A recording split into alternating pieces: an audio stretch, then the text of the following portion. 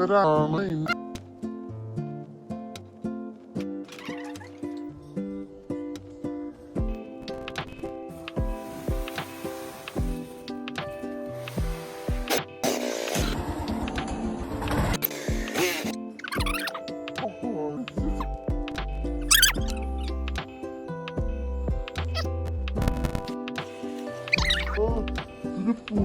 മരുന്ന്.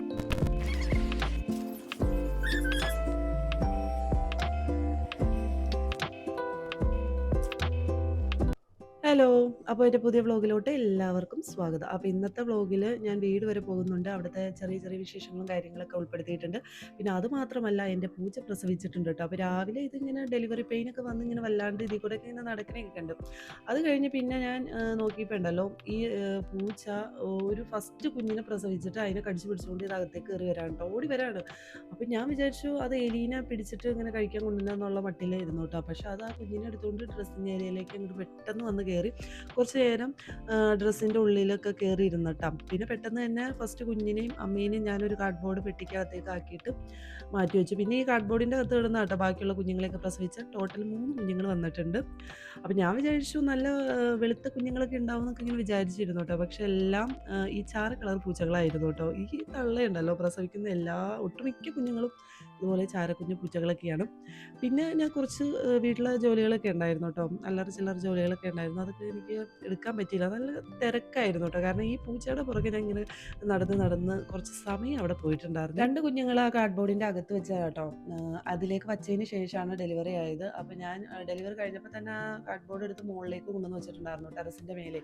അപ്പോൾ അവിടെ റൂഫൊക്കെ ഇട്ടിട്ടുണ്ട്, മഴയൊന്നും കൊള്ളൊന്നുമില്ല. അപ്പോൾ അവിടെ സേഫായിട്ട് ഇപ്പോൾ തള്ളയും കുഞ്ഞൊക്കെ ഇരിക്കുന്നുണ്ട്. നമ്മൾ വീടിൻ്റെ അകത്ത് വെച്ചാലും ഇപ്പോൾ ഈ തള്ളപ്പൂച്ചയ്ക്ക് പുറത്തേക്ക് എങ്ങാനും പോകണമെന്നൊക്കെ തോന്നിയാലോ, ഇപ്പം പ്രത്യേകിച്ച് നൈറ്റിലൊക്കെ പോകണമെന്ന് തോന്നിയാൽ അത് പൂച്ചയ്ക്കും ഡിസ്റ്റർബൻസ് ആവും, നമുക്കും ഡിസ്റ്റർബൻസ് ആവും. അതുകൊണ്ട് ഇപ്പോൾ മുകളിൽ വയ്ക്കുകയാണെങ്കിൽ അത്രയും വലിയ ബുദ്ധിമുട്ടില്ല. അപ്പോൾ എപ്പോൾ വേണമെങ്കിലും പുറത്തേക്ക് പോകാമല്ലോ എന്നൊക്കെ കരുതിയിട്ടാണ്. അപ്പോൾ ഇപ്പോൾ തള്ളപ്പൂച്ചയും കുഞ്ഞും ഭയങ്കര സേഫായിട്ട് അവിടെ ഇരിക്കുന്നുണ്ട് കേട്ടോ. അപ്പം 3 ചാര കുഞ്ഞു പൂച്ചകളെയാണ് എനിക്കിപ്പോൾ കിട്ടിയിരിക്കുന്നത്. അപ്പോൾ ഈവനിങ് ആയപ്പോൾ ഞാൻ വീട് വരെ ഒന്ന് പോകാണ് കേട്ടോ. ഇപ്പോൾ സമയം ഒരു 3:30 ആയിട്ടുണ്ടായിരുന്നു. കുട്ടികളൊക്കെ സ്കൂൾ വിട്ട് വന്നിട്ടുണ്ടായിരുന്നു. അപ്പോൾ ഞാൻ അവരെ വിളിച്ചത് അവരങ്ങനെ വരില്ല കേട്ടോ. സ്കൂളിൽ പോയി വന്ന് ആകെ ടയർഡായല്ലോ. പിന്നെ അവർക്ക് പിന്നെ ഒരു ട്രാവലിംഗ് എന്നൊക്കെ പറയുന്നത് ഭയങ്കര ബുദ്ധിമുട്ടായിരിക്കും. പിന്നെ ഒത്തിരി ട്രാവലൊന്നുമില്ല കേട്ടോ. ഒരു 2 കിലോമീറ്റർ കഷ്ടിയൊക്കെ ഉള്ളൂ. അപ്പോൾ നമുക്ക് പെട്ടെന്ന് പോകാൻ വരാം അങ്ങനത്തെ ഒക്കെ ഉള്ളൊരു അത്രയും ഡിസ്റ്റൻസേ ഉള്ളൂ. അത് ഞാൻ നേരത്തെ വ്ളോഗിലൊക്കെ പറഞ്ഞിട്ടുണ്ടായിരുന്നു. പക്ഷെ പിള്ളേർ സ്കൂളിലൊക്കെ വിട്ട് വരുമ്പോൾ ആകെ ടയർഡൊക്കെ ആണല്ലോ. അപ്പോൾ പിന്നെ വന്നു കഴിഞ്ഞാൽ അവരും ബുദ്ധിമുട്ടും നമ്മളും ബുദ്ധിമുട്ടും. അപ്പോൾ അവർക്കുള്ള ഫുഡൊക്കെ നമ്മളവിടെ സെറ്റാക്കിയിട്ടാണ് കേട്ടോ പോകുന്നത്. അങ്ങനെ വീട്ടിലെത്തിയിട്ടുണ്ടായിരുന്നു. അപ്പോൾ ഉമ്മായും വാപ്പായും അവിടെ ഇരുന്ന് ഫുഡ് കഴിക്കാം കേട്ടോ. ഉച്ചത്തെ ലഞ്ച് കഴിക്കുന്നത് ഈവനിങ് ആണ്. അങ്ങനെയാണ് കേട്ടോ ഇവിടെ കഴിക്കുന്നത്. അപ്പോൾ ഞാൻ അവിടെ നിന്ന് ഫുഡൊക്കെ കഴിച്ചിട്ട് ഒന്ന് പയ്യെ പുറത്തേക്കൊക്കെ ഇറങ്ങി കേട്ടോ. അപ്പോൾ ഉമ്മ അവിടെ ആടിനെ മേയ്ക്കാനൊക്കെ ആയിട്ട് അങ്ങോട്ട് ഇറങ്ങിയിട്ടുണ്ടായിരുന്നു. അപ്പോൾ ഇവിടെ ഒരു ചെറിയ ഒരു തോടുണ്ട് കേട്ടോ. ഇവിടെ ഇപ്പോൾ വെള്ളം കുറവാണ്, വേനലായതുകൊണ്ടാണ് കേട്ടോ ഇപ്പോൾ ഈ രീതിയിൽ വെള്ളം പോകുന്നത്. അത്യാവശ്യം നല്ല രീതിയിൽ ഒഴുക്കുള്ളൊരു തോടാണിത്. അപ്പോൾ ഇവിടെ ദേ ഇപ്പോൾ വാഴയൊക്കെ വെച്ചിരിക്കുകയാണ് കേട്ടോ. ചെറിയ വാഴകൾ ഇങ്ങനെ അവിടെ ഇവിടെയൊക്കെ കാണാം. അവിടെ ഇവിടെയല്ല, ഫുള്ള് ഇതൊക്കെ തന്നെയാണ് വെച്ചിരിക്കുന്നത്. ഇത് പാടാണ് കേട്ടോ. പണ്ട് ഈ നെൽകൃഷിയൊക്കെ ചെയ്തിരുന്ന സ്ഥലമാണ്. അപ്പം ഒത്തിരി നാളുകൾക്ക് ശേഷമാണ് കേട്ടോ ഞാൻ ഈ ഭാഗത്തേക്കൊക്കെ ഇങ്ങനെ വരുന്നത്. കാന ചാടുന്നത് കൊണ്ടാണ് കേട്ടോ ഞാനിങ്ങനെ ജമ്പ് ചെയ്താണ് സത്യം പറഞ്ഞാൽ പോകുന്നത്. ഈ വാഴ നട്ട് വെക്കുന്നതുകൊണ്ടേ അതിൻ്റെ ഉള്ളിലൂടെ ചെറിയ ഒരു കനാലുണ്ട്. അയ്യോ, കനാലല്ല, കാനയുണ്ട് കേട്ടോ. അപ്പോൾ അതിൽ വെള്ളം ചെളിയൊക്കെയാണ് ആ കാനയുടെ ഉള്ളിലും.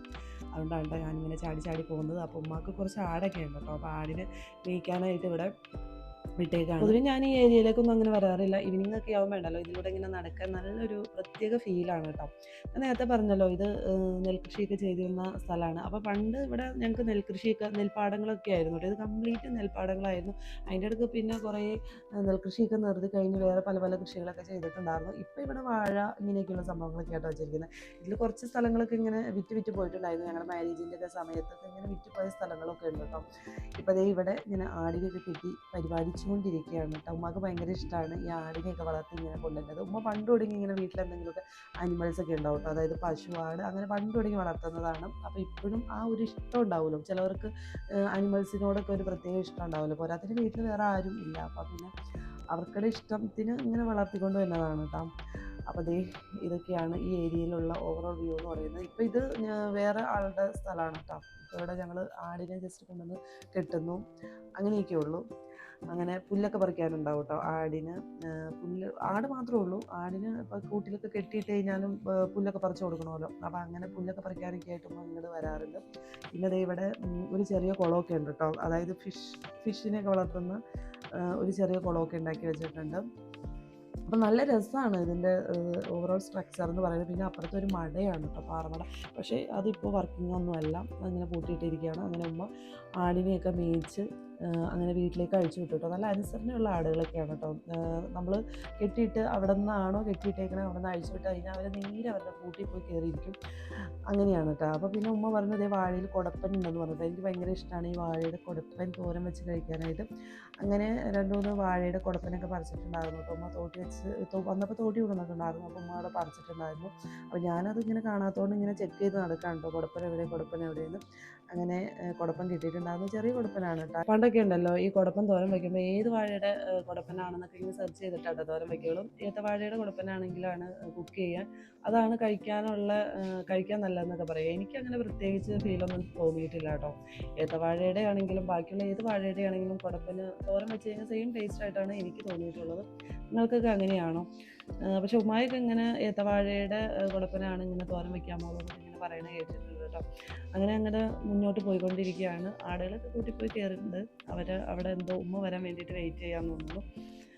അങ്ങനെ കയറിയിട്ടുണ്ട് കേട്ടോ. അപ്പോൾ അതേ ഇതിലൂടെ ഇങ്ങനെ നടക്കാൻ നല്ല ഒരു രസമൊക്കെയാണ് കേട്ടോ ഈവനിങ് ആയപ്പോൾ. അപ്പോൾ ഞാൻ അതിൻ്റെ ഇടയ്ക്ക് അവിടെ ഇവിടെയൊക്കെ ഇങ്ങനെ സ്റ്റക്കായി പോയിട്ടുണ്ടായിരുന്നു. പിന്നെ തോടൊക്കെ കയറി ഇങ്ങനെ വരുമ്പോൾ ഉമ്മ അവിടെ കൂർക്കയൊക്കെ നട്ട് വെച്ചിട്ടുണ്ടായിരുന്നു കേട്ടോ. പറിക്കാറായോ എന്ന് ഞാനിങ്ങനെ ചെക്ക് ചെയ്തുകൊണ്ടിരിക്കുകയായിരുന്നു. അപ്പോൾ ഞാൻ ജസ്റ്റ് ഒന്ന് ഇങ്ങനെ അതിൻ്റെ ചോടൊക്കെ ഒന്ന് പറിച്ച് നോക്കി കേട്ടോ. അപ്പോൾ ഞാൻ ഇങ്ങനെ പറിക്കണം കണ്ടപ്പോൾ ഉമ്മ പറഞ്ഞു അത് അടുത്ത മാസം പറിക്കാനുള്ളതാണെന്ന്. പക്ഷേ അത് അടുത്ത മാസം പറിക്കാനുള്ളതാണോ എന്നറിയാൻ വേണ്ടി ഞാനൊന്ന് ചെക്ക് ചെയ്ത് നോക്കുകയാണ്. പറിച്ചപ്പോൾ തീരെ ചെറിയ കൂർക്കകളാട്ടോ. അപ്പം ഞാൻ വിചാരിച്ചു ഈ ചെറിയ കൂർക്കകൾ അടുത്ത മാസം എങ്ങനെ പറിക്കാറാവും, ഭയങ്കര ചെറുതായിരുന്നു കേട്ടോ. പൊതുവെ ഇവിടെ ഇങ്ങനെ കൂർക്ക നട്ട് കഴിഞ്ഞാൽ വലിയ കൂർക്കകൾ കിട്ടാറില്ല, ഇങ്ങനത്തെ പൊടിക്കൂർക്കകളൊക്കെ ആട്ടോ കിട്ടാറുള്ളത്. അതിൻ്റെ ഓർമ്മ വച്ച കാലം തുടങ്ങി അങ്ങനെയൊക്കെയാണ് കേട്ടോ. അപ്പോൾ ഞാൻ ഇനി കൂടുതൽ പറിക്കാനായിട്ട് നിന്നില്ല. അപ്പോൾ ഉമ്മ അവിടെ ഇപ്പോൾ പറിക്കേണ്ടാടി അടുത്ത മാസത്തേക്കാണ് അതാവുള്ളൂ എന്നൊക്കെ ഇങ്ങനെ പറയുകയാണ്. അപ്പോൾ നിങ്ങൾ കണ്ടിട്ട് പറ, ഈ കൂർക്ക അടുത്ത മാസം പറിക്കാനുള്ളതാണെന്ന് പറയുന്നുണ്ട്. പക്ഷെ ആ ഒരു മാസം കൊണ്ട് അത് നല്ല വലിപ്പം വയ്ക്കുമെന്ന് നിങ്ങൾക്ക് തോന്നുന്നുണ്ടോ? എനിക്ക് ഒട്ടും തോന്നുന്നില്ല കേട്ടോ. പൊടിക്കൂർക്കയാണ് അതിൽ വന്നിരിക്കുന്നത്, എത്രയേ ഉള്ളൂ. പക്ഷേ ഉണ്ടല്ലോ ഇങ്ങനത്തെ കൂർക്കയാകുമ്പോൾ ഉണ്ടല്ലോ ഭയങ്കര പാടാണ് അത് നന്നാക്കി എടുക്കാനൊക്കെ ആയിട്ട്. വലിയ കൂർക്കയാണെങ്കിൽ നമുക്ക് എളുപ്പം അത് നന്നാക്കി എടുക്കാനായിട്ട്.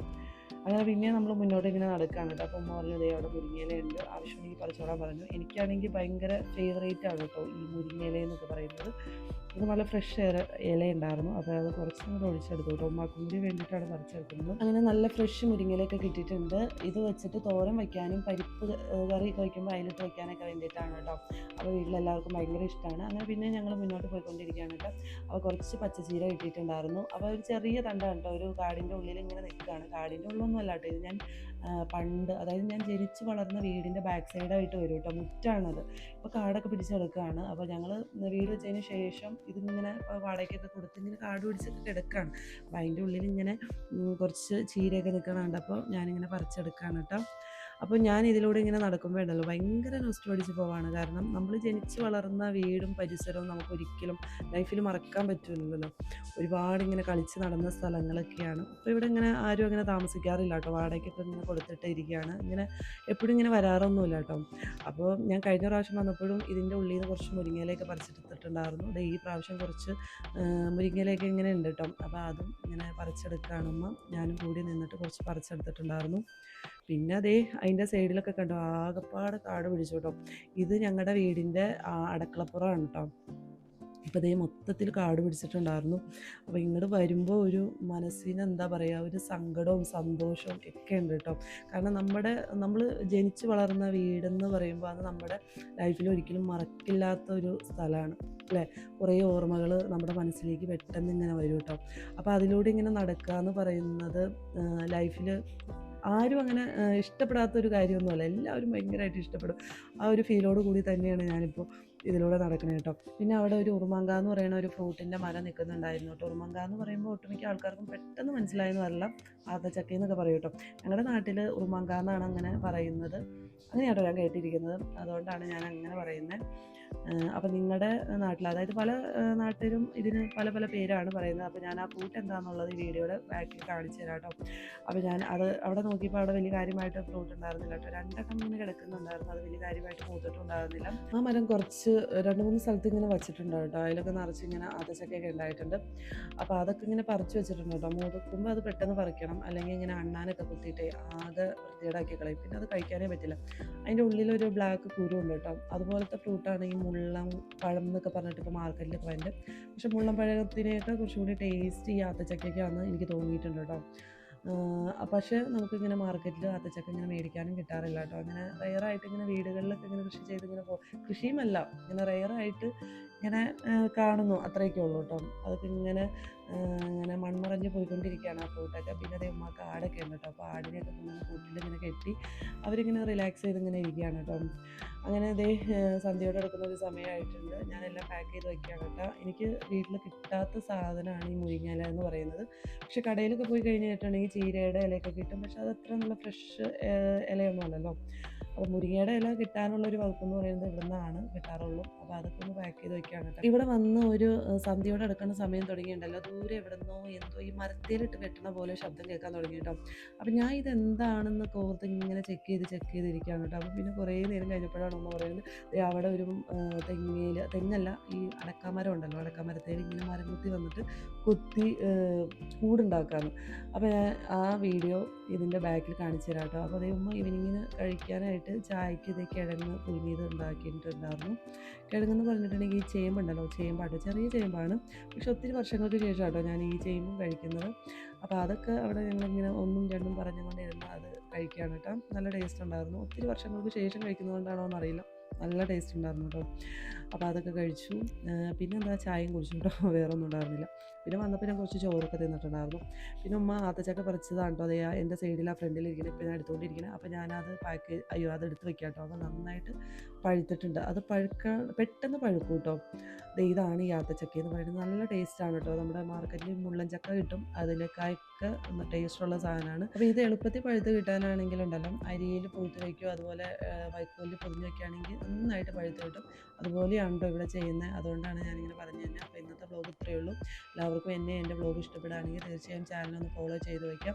അപ്പോൾ ദൂരെ ഞാൻ മരംകൊത്തിയുടെ ശബ്ദം കേട്ടെന്ന് പറഞ്ഞില്ലേ, അപ്പോൾ ഈ പുള്ളിക്കാരൻ ഇവിടെ നിന്ന് ഇങ്ങനെ അടക്കാമരത്തിലിട്ട് കുത്തി ഒരു കൂടുണ്ടാക്കുകയാണ് കേട്ടോ. ഭയങ്കര ശബ്ദമാണ്. കുറേ ലോങ്ങിൽ നിൽക്കുന്ന ആൾക്ക് വരെ ഭയങ്കരമായിട്ട് കേൾക്കാം. അപ്പോൾ ഞാൻ ഇന്നത്തെ വ്ലോഗ് ഇവിടെ നിർത്താണ്. അപ്പോൾ എല്ലാവർക്കും ഓക്കെ, ബൈ.